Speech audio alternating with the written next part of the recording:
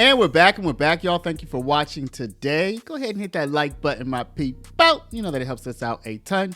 And of course, it helps you because it helps us keep bringing you these stories every day. Now, y'all, you're seeing my beautiful face today. It's your lucky day, people. Sometimes I'm gonna pop on here and surprise you. Now, y'all, we have a big story today. I just got back home and I'm seeing that it looks like there was some craziness involving ICE today. I have not even watched it, but I can tell it's major.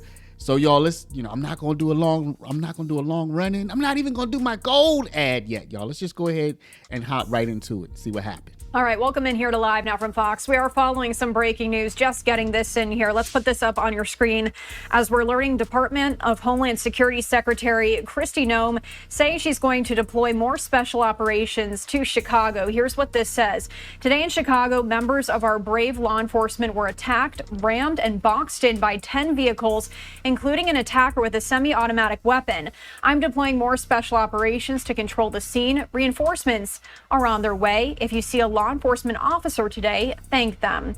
This post coming shortly after we did see another social media post here from Department of Homeland Security Assistant Secretary Tricia McLaughlin after she shared that federal agents were rammed and boxed in by 10 cars in Broadview, Illinois, and that's where anti-U.S. Immigration and Customs Enforcement crowds have been gathering for days. DHS said agents were unable to move their vehicles and they had to exit. One of the drivers accused of ramming into the law enforcement vehicle was armed with a semi-automatic weapon, as we just shared with you here. McLaughlin said officers, quote, were forced to deploy their weapons and fire defensive shots at an armed U.S. citizen. McLaughlin also noted that the armed woman, who was a U.S. citizen, was named in a Customs and Border Protection intelligence bulletin. The woman allegedly doxed agents. No law enforcement officers were seriously injured during this incident, adding that the situation is evolving as you are taking a live look now at Chicago. The agents were reportedly performing a routine patrol in Broadview, which is a suburb of Chicago, when the alleged assault occurred. Now, I also wanted to share here some video that we do have from yesterday as Fox News witnessed more than a dozen protesters. All right, so I'm going to pause this real quick, y'all. So let me just break this down for my people, y'all. Let me just break this down. This is a situation we have. You have people who are in the country without permission. We all know this, right? And the main point of contention is the Donald Trump administration. They said, look, we want to get rid of the worst first. So when you have somebody in your custody, or you have somebody and you know where they are, they're a violent criminal, turn them over to us. And your boy, the illustrious sub 10% approval rating mayor of Chicago, Brandon Johnson, said no, right? That's what they're saying. They're saying no. If you don't have a warrant, we don't care if this person is an unaliver. We're not going to give this person over to you. We're not going to help you, ICE, get these violent people out of the country, okay? So that's why all of this is happening at this point, because I said, okay, so you don't want to help. We'll just send in a bunch of people, a bunch of agents. We'll flood the zone. And that is causing tension because people are seeing that people who are not violent, people who are in the country without permission, but they're not violent, they're getting caught up in all of this. And they're saying, hey, this is not right. These people aren't violent. Well, no, a lot of them aren't violent, but they're getting caught up in the search for violent people. And it's like, hey, you don't have permission, so you coming too. Tom Homan has said this. All of this could be and can be prevented by Chicago just saying, okay, look, we come across somebody who has a violent history, who's in the country without permission, we're going to give them over to ICE. That would take a lot of the pressure off, y'all. Being arrested in the streets near the ICE processing center in Broadview. Local authorities charged at least 5 people.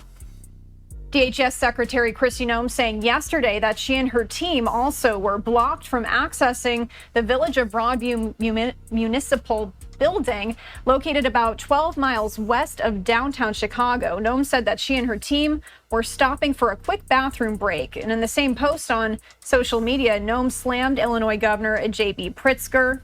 as well. So this is a video from yesterday there. I just wanted to clarify that.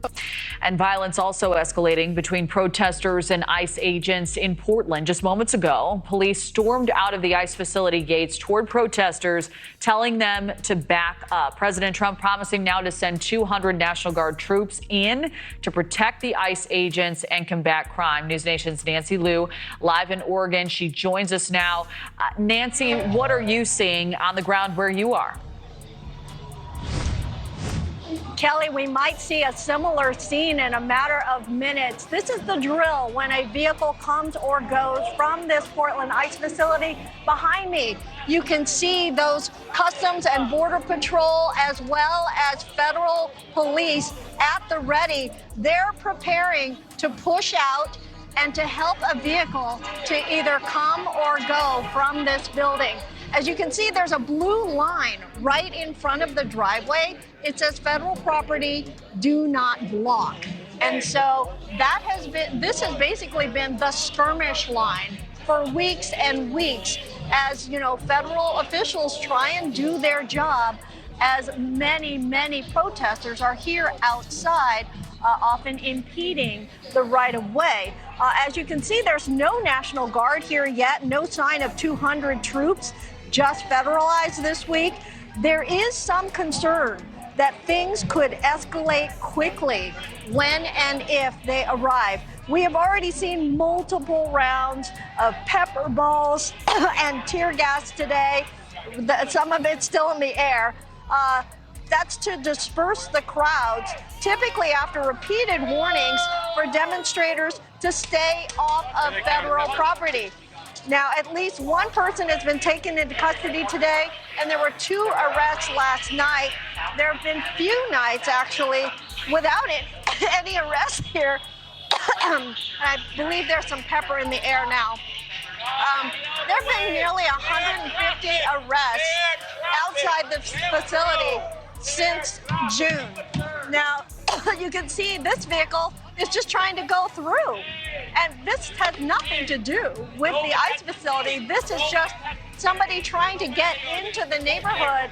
And that's why many of the residents in this area of South Portland, they are so tired of this protest activity, and they're tired of the protesting. Some of them have told me they want the National Guard here to help and put it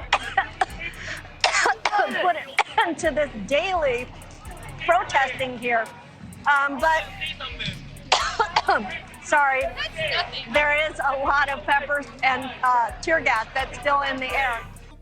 All right, y'all. So here is some live footage of things that are happening over there right now. I'm just going to talk over it. Y'all, this is local, but you know what? This is just the beginning. This is just the beginning because they have 2 options. If they were to just back off in Chicago and all of these other sanctuary cities and tell all the criminal undocumented and say, look, y'all got to go. See, they could bring the temperature down and they could buy themselves some time, because at the end of the day, they don't want people who are in the country without permission. They don't want to kick them out. They want them to stay in the community. They want them to feel safe. But what they need to do is get rid of the criminals. See, that would satisfy both sides at the same time, I would think, right? It's like the Trump administration would be able to say, okay, look, we're getting people, we're getting criminals. That's what we said we want. They have to go. And the people in these cities like Boston, like Chicago, they could also say, okay, you're helping to bring the crime down. But see, they don't even, the Democratic side, they have become so entrenched and extreme that even the criminals, they won't give up. They won't even give up the criminal. So you see how this, where do you go from here? They're protecting violent criminals. And these are people who are preying on the citizens and the residents and the people legally in the country and the people illegally in the country. They're preying on everybody. So in my opinion, this situation only has one reasonable solution, at least as a first step. The first step is the sanctuary cities say, look, if you are a criminal and you're in this country without permission, look, we're looking for you. We want to give you over to ICE. We want to work with ICE to get you the heck up out of here. That's a great first step. That's a way to bring tensions down between the federal and state government and achieve a goal that both sides should have, right? So y'all, let me know what you think. Let me know down in the comments. But before you do, please stop, hit the share button. Share this video out over email, text message, WhatsApp, Facebook, Snapchat, Instagram, all of your favorite social mediums. And if you're not a subscriber, please do subscribe. For my people with the retirement, y'all, now I get to do my gold ad. I'm not going to make it long, y'all. Go down, click the link, Paralegold, PARALEGOLD.com. Protect your retirement from the upsies, downsies, roundsies, and roundsies. Talk to our people at Augusta Precious Metals at 844-651-8334. Thank y'all for watching. Love y'all, and we'll see you back in the next one. If the bird don't get it,